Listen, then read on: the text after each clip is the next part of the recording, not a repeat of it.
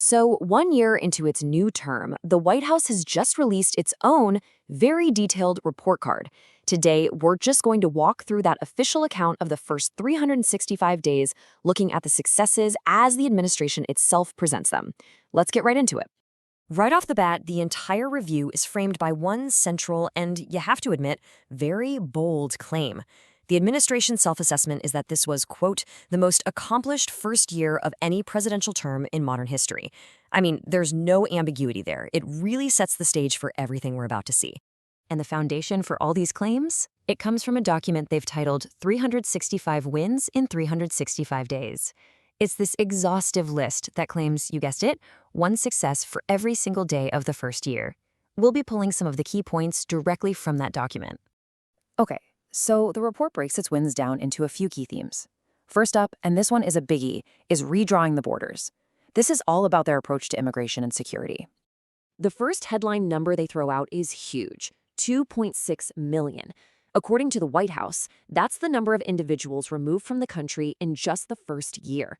This is a mix of deportations and what the report is calling voluntary self-departures. This chart really visualizes a core policy shift they're claiming. The administration says that by ending the policy known as catch and release, it achieved a 99.9% drop in the number of individuals released into the country. To put that in perspective, that's basically a near total stop compared to the previous administration. So you might be asking, how exactly were these numbers achieved? Well, the documents point to a whole series of executive actions taken almost immediately. We're talking about reinstating the Remain in Mexico policy, getting construction on the border wall going again, and even an executive order reportedly on day one to end birthright citizenship. Now, the administration draws a direct line from its border policies to public safety here at home. In fact, the documents credit this agenda with delivering what they call the largest single-year drop in homicides ever recorded in the U.S. All right, now for the second major pillar of their report card, the prosperity agenda. This whole section is focused on the economy, on taxes, and on housing. The economic narrative here is framed as a really dramatic turnaround. They use this language taken from a summary of the president's Davos speech, contrasting what they call the Biden-era nightmare of stagflation with the results of their America First policies, which they claim produced high growth with almost zero inflation. One specific policy they highlight is a ban aimed right at the housing market. The idea here, they say, is to stop federal programs from helping big institutional investors buy up single-family homes, giving regular families a better shot at competing for those homes. A real centerpiece of this prosperity agenda was something they called the Working Families Tax Cut.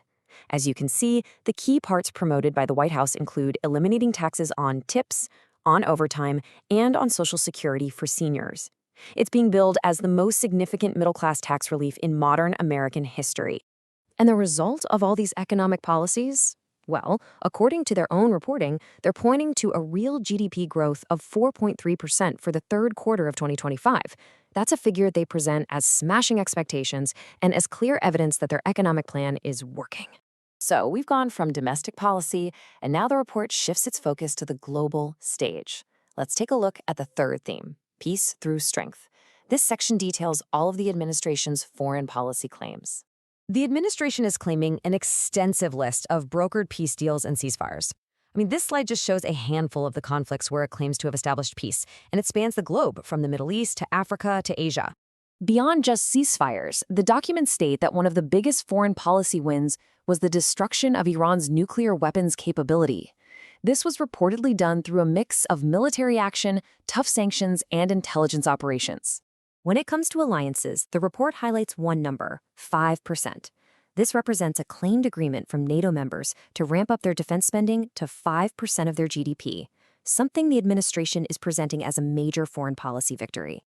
All right, let's dive into the final pillar of this first-year review, reforming the government. This section is all about changes to the federal bureaucracy and actions on cultural issues. A major, and I mean major, structural change they're citing is the official start of the process to completely close the Department of Education. The stated goal here is to return all education policy back to the states. Yet alongside that, the administration lists a whole sweep of executive actions aimed at what it calls cultural and bureaucratic reform. This includes things like eliminating DEI offices, ending federal funding for certain gender procedures for minors, and a return to what it calls merit-based hiring across the government. And on the topic of deregulation, the claims are all captured in this one pretty startling ratio, 129 to 1. According to their 365 wins document, for every one new federal regulation created, the administration claims it got rid of 129 others. So, when you step back and look at the whole picture, the administration's own account of its first year is one of rapid, decisive, and really sweeping action across almost every sector imaginable. The story they're telling is one of total transformation, which kind of leaves us with a final question to think about. What does this particular definition of success actually mean for the nation's future?